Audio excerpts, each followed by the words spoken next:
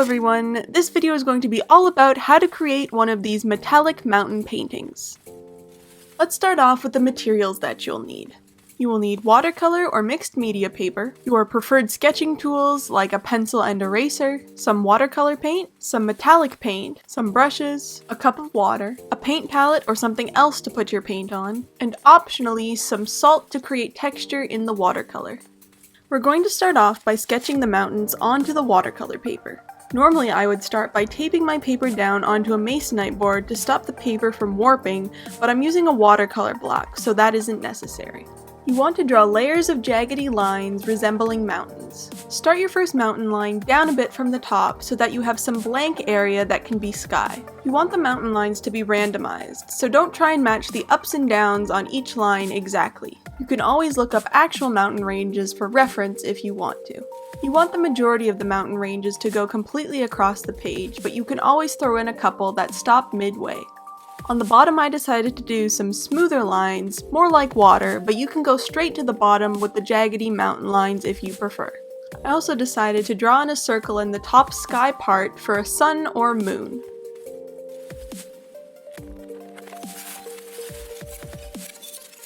Now it's time to start painting. Start off by painting the sky a solid color. It's okay if there is a bit of texture, but you generally want it to look like one solid wash.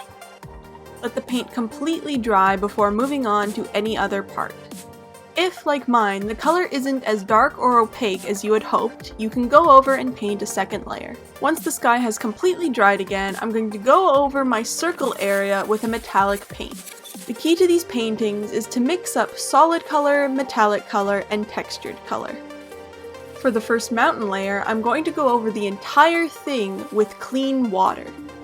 You want the entire area to be extremely saturated before you dab some of your watercolor paint onto the lower area of that mountain layer.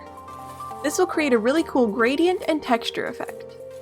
You can also dab even more water onto the paint while it's drying for even more texture. Again, let the paint and paper completely dry before moving on. Because that first mountain layer is such an intense texture, you want the next layer to be more of a solid color. I'm painting mine in another metallic color that is different from the one that I've already used.